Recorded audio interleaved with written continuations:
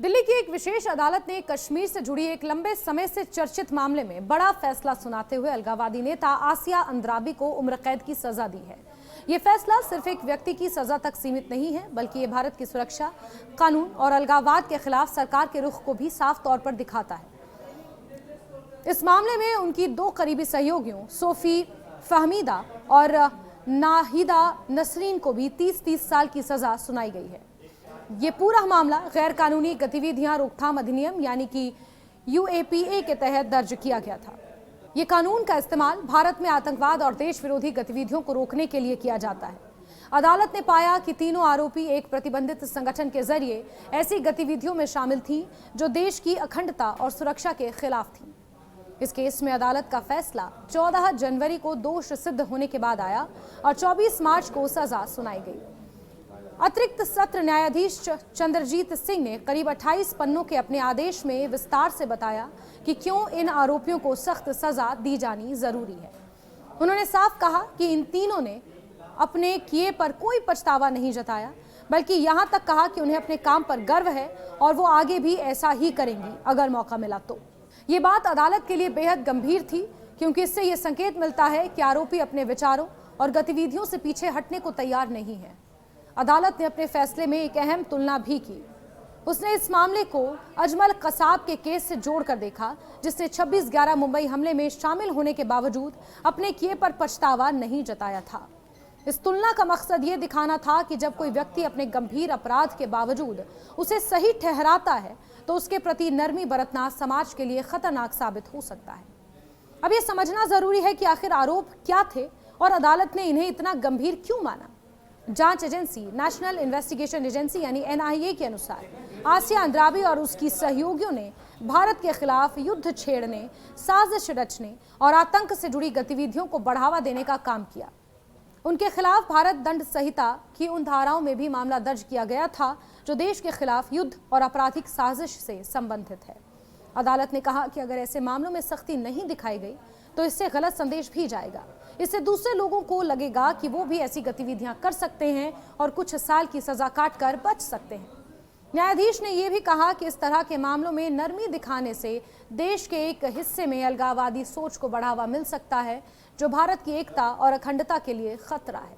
इस पूरे मामले का केंद्र रहा संगठन दुख्तरान-ए-मिल्लत, जिसकी स्थापना खुद आसिया अंद्राबी ने की थी। ये संगठन लंबे समय से जम्मू कश्मीर को भारत से अलग करने की मांग करता रहा है। शुरुआत में इसे एक धार्मिक और सामाजिक संगठन के रूप में पेश किया गया था, लेकिन समय के साथ साथ इसकी गतिविधियां अलगाववाद और कट्टरपंथ से जुड़ती चली गईं। इसी वजह से भारत सरकार ने साल 2018 में इस संगठन पर प्रतिबंध लगा दिया था। अब बात करते हैं आसिया अंद्राबी की कि वो आखिर कौन है और उनका बैकग्राउंड क्या है। उनका जन्म 1963 में हुआ था और उन्होंने श्रीनगर के एक कॉलेज से होम साइंस की पढ़ाई की थी। शुरू में उनका जीवन सामान्य था और वो आगे की पढ़ाई के लिए दार्जिलिंग जाना चाहती थी, लेकिन उन्हें इसकी अनुमति नहीं मिली। इसके बाद उन्होंने इस्लामिक साहित्य की ओर रुख किया और जमात-ए-इस्लामी के महिला विंग से जुड़ गई। बाद में 1985 में उन्होंने इस संगठन से अलग होकर दुख्तरान-ए-मिल्लत की स्थापना की। 1990 के दशक में यह संगठन खासा चर्चा में आया जब इसने कश्मीर में पर्दा प्रथा लागू करने के अभियान चलाए। धीरे धीरे ये संगठन सामाजिक मुद्दों से हटकर राजनीतिक और अलगाववादी गतिविधियों में ज्यादा सक्रिय हो गया। आसिया अंद्राबी का निजी जीवन भी विवादों में रहा है।